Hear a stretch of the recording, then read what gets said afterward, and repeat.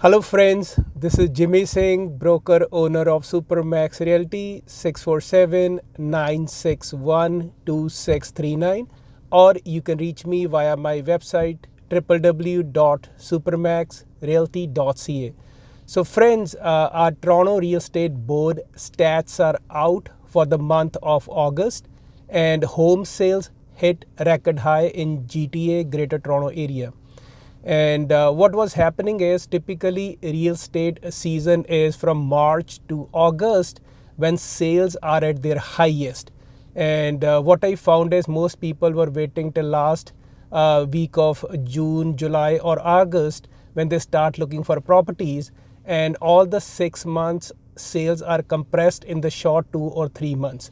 In some market, I feel it has created a false positive impression or momentum, so people start feeling it's a hot market, but it's just the pent up demand squished into 2 months, right?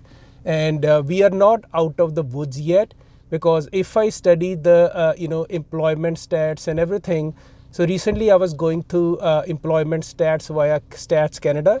They said employment continues to rebound and employment rate continues to drop. So they were saying in month of July, most employment gains were for part-time jobs, which are up 11.3% versus just 0.5% full-time jobs. And then for the month of August, total employment in Ontario, gained 142,000 jobs as full-time worker, while unemployment rate is still hovering around 10.6%. So the Stat Canada says we are still, within 93.6% of pre-pandemic levels. So that's what they have to say, right? And the other facts which I got was from CMHC and Bankers Association. So they said if we study what you call default rate on mortgages, they are still historically low. So for Toronto, the mortgage default rate is close to 0.11%. And if I study Hamilton, the default rate is 0.10. And for London real estate market, the default rate for mortgages is 0.12. And for overall Ontario, the default rate is 0.14% for all the mortgages, which I personally feel is still very, very low. See, I feel there's like 4 factors which basically increase the risk of a homeowner. Number one thing is increase in interest rate. Second thing is falling home prices. Third is credit tightening by banks. And fourth is rising unemployment or rising employment. So what happened is, right now interests are still historically low. So I see a lot of people who have debts because as per the bankruptcy index, they said in Canada, average homeowner has 72,000 debt unsecured on top of the mortgages, right? So if you have substantial equity, this is the ideal time to consolidate all the debts and make one payment. So interest is historically low, so that is not a risk for the homeowner yet. And falling home prices, right now I think apart from sluggish condo sales in downtown Toronto, low rise all across suburbs like Greater Toronto Area, Hamilton, Collingwood, London, Kitchener, Cambridge, they are doing very well. And then talking about credit tightening, in July CMHC put some things in place to make sure the first time buyers they only bite what they can chew, meaning tightening is already in place, right? Because what happens is, if when real estate market soften, home values goes down, we will see likely increase in insolvency, meaning people who are unable to pay the debts. And the recent stats were saying people are now leveraging less, though the sales are pretty good, right?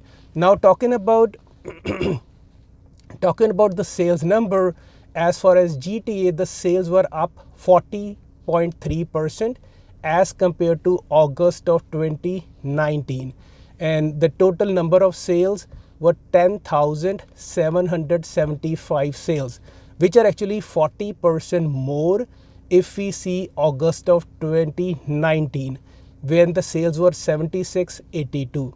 And if I talk about the prices in GTA, the benchmark average price as per Toronto Regional Real Estate Board is hovering this last month 951,400 versus, which is 20% up as compared to August of 2019, when the average price benchmark in GTA was 792,000 approximately. So competition is still very strong among buyers, especially for low-rise townhouses, semis, detached homes. And in this summer, a lot of people have chosen to stay, at their own homes versus going on vacation or cottages. That's the reason, our market was very busy and there was a lot of activity. And in the condo market in GTA and Toronto especially, lots of condos are hitting market and sales are increasing, but they're still sluggish. So as per Toronto board, sales in condos in Toronto were 10.9% growth as compared to last. But I am personally noticing lots and lots of listings are coming on the market and sales are coming down, shifting a little bit to the buyer's market. Right now it's balanced, but I think by the end of fall or winter, things will change. Because if investors are not finding tenants for their condos in Toronto, where international students and foreign workers are not coming and people are leaving Toronto for suburbs, they might, unload their real estate, right? So sales of detached in GTA or Toronto is up 50.6%. In Toronto, semi sales are up 66.8%, and townhouse sales are up 45.8%. So we are looking at improving economy and very low cost of borrowing that is increasing the demand. Plus I'm seeing as for low-rise homes, people are now asking for multi-generational homes where families can live together with their parents, or if they have a source of income by renting the basement with a legal separate entrance, that is another in big demand, work from home. And even during pandemic, most of my investors and client I see, they are not impacted much and they're out buying real estate, because some are in banking, some have government jobs, some are in insurance, some are in healthcare, some are in IT. So they're still working during pandemic.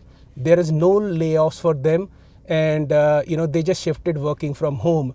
So mostly the impact that happened was mostly service industry. So if you are in travel, tourism, airlines, retail, restaurant business, mostly those jobs are what we call part-time seasonal jobs. So those are the most affected people.